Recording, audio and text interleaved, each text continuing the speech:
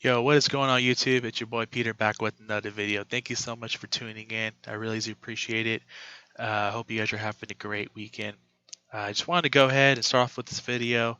I saying that this controller, the DualSense controller, is so dang amazing. It feels great. It's perfect in the hands. And yeah, I just want to start off by saying that. All right, so basically today's video, I just wanted to make it clear that both consoles offer great offerings. They have a great amount of content, but if you had to choose one, people have asked me this question numerous times. Sure, you guys can imagine. But if you can only choose one console, which console would you guys go with? I'm thankful and grateful in the position where I'm able to have a chance to own both consoles, and I do plan on I do plan on owning both consoles. As you guys know, launch week is next week. The Xbox Series X comes out Tuesday, November 10th, and the PS5 comes out Thursday, November 12th. So it's here, guys. These consoles are here. They are ready for us to turn them on and play with them. So if I had to choose one, I would go with the PlayStation 5 if I had to choose one. And this is why I would go with the PlayStation 5. The first part is because of this controller. I've had this controller for a week, and let me just tell you, this controller is hands down the best PlayStation controller ever made. From the aesthetics, from the ergonomic feel, from the grips, from the impulse, from the adaptive triggers, from the comfort. It's so comfortable. It feels good. The build quality, it's not no cheap. It doesn't really feel like just cheap plastic like the previous Sony controllers have been. This controller is damn good. I'd put it up there next to the Xbox controller. That's how damn good it is, guys. And they're gonna have crazy tech in this controller, from the adaptive triggers, the haptic feedback on these first party Sony games that they are enabling on their games. I'm excited. That's from what I've heard, from what I've just seen, and from what I've heard. A big part of the next gen experience so far, it's been because of the controller. And damn, I can't wait to experience it when I get my unit on Thursday. Another reason why I'll go with the PS5 is because they're launch games. You just cannot turn it down, man. Spider-Man Miles Morales, Demon Souls, Godfall. It's exclusive content. It's not exclusive. They have the marketing rights to it. So it'll come out on Xbox 6 months after, I believe, or to a year. But in terms of a launch, what to get as far as launch games goes, it's not even close. The Series X has great value for what they're offering in terms of their backwards compatibility and their Xbox Game Pass subscription, because EA is integrating their games to be made available on launch day with the rest of the Game Pass games. So those are current games. But the thing that with the Series X, Halo Infinite hurt. It hurt badly because that game, let alone, would have been worth buying an Xbox console for. But because that game got pushed back, it just seems like they pushed all their chips towards Infinite to get it pushed out and try to get it ready for launch. But that wasn't the case. It just wasn't ready. It just wasn't ready, and they had no plan B. They had no plan B.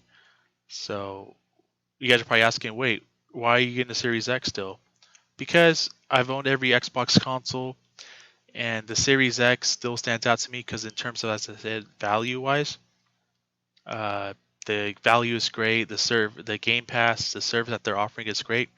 In terms of new launch games, it's dry. Other than Halo Infinite, you're gonna have just mostly third-party games, and some of your current games will get an upgrade in bump in resolution and frames, which I'm pretty excited about. I'll revisit some of my old games, but I'm excited to play all the new third-party games on it, and I'm excited to get my hands on the controller. I haven't got a chance to get my hands on it, so I am looking forward to that and testing out the new controller. But PS5 launch titles, when it comes to comparing that to the Series X, PS5 has better launch window and launch titles in terms of comparing it to the Series X. Backwards compatibility, from what I've heard, from what I've seen, the PS4 games are looking great when it comes to backwards compatibility running on the PS5.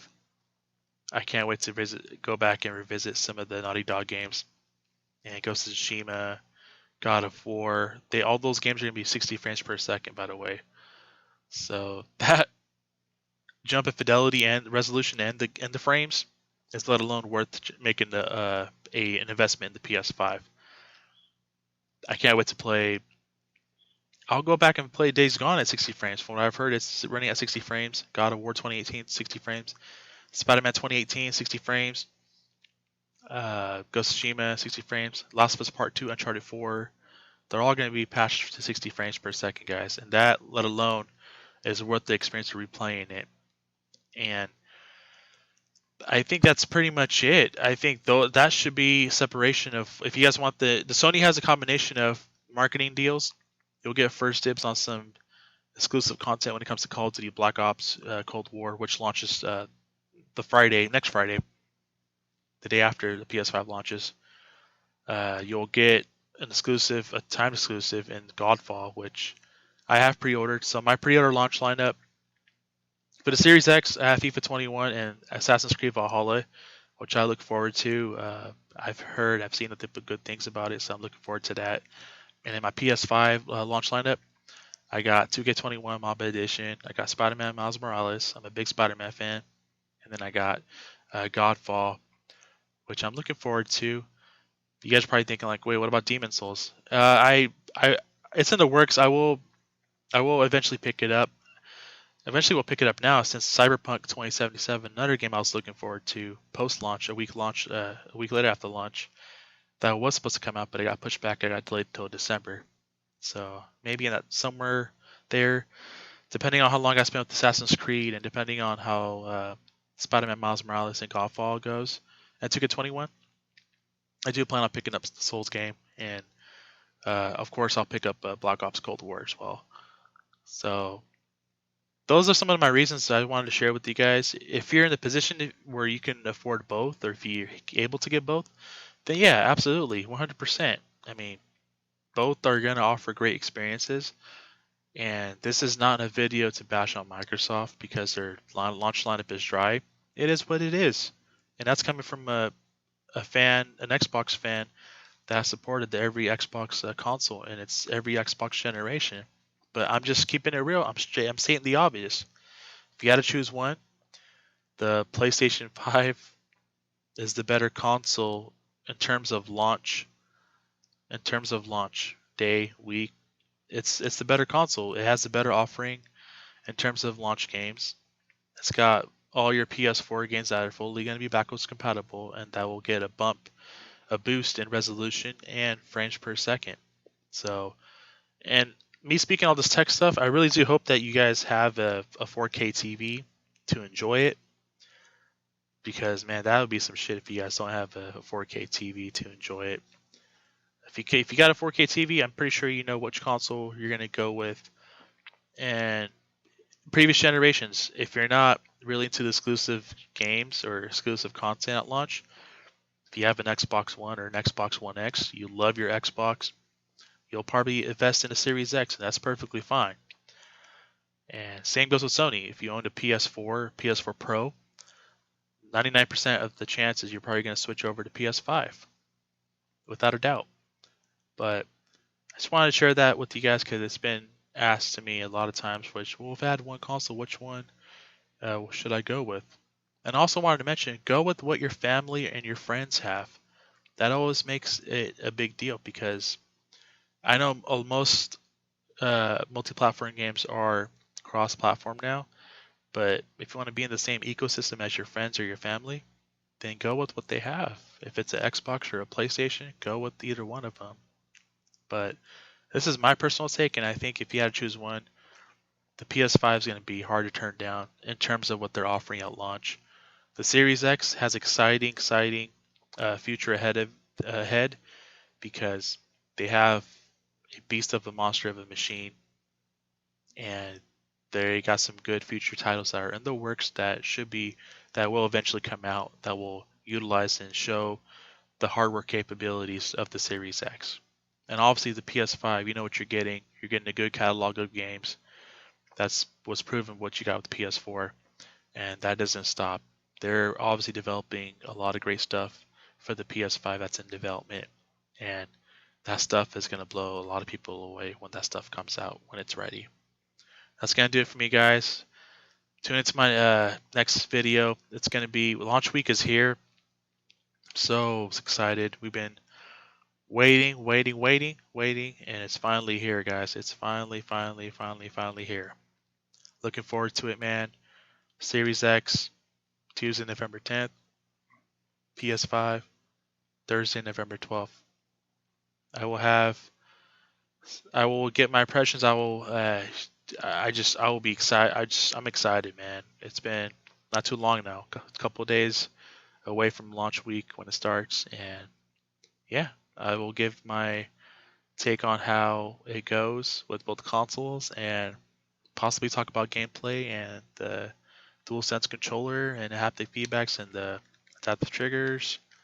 I'll have all that for you guys. I'll have it all on my channel. So if you're new to my channel, welcome to my channel. Please hit the like and subscribe. It would mean a lot to me. And I will catch you guys in my next video. You guys have a great rest of your weekend. Take care.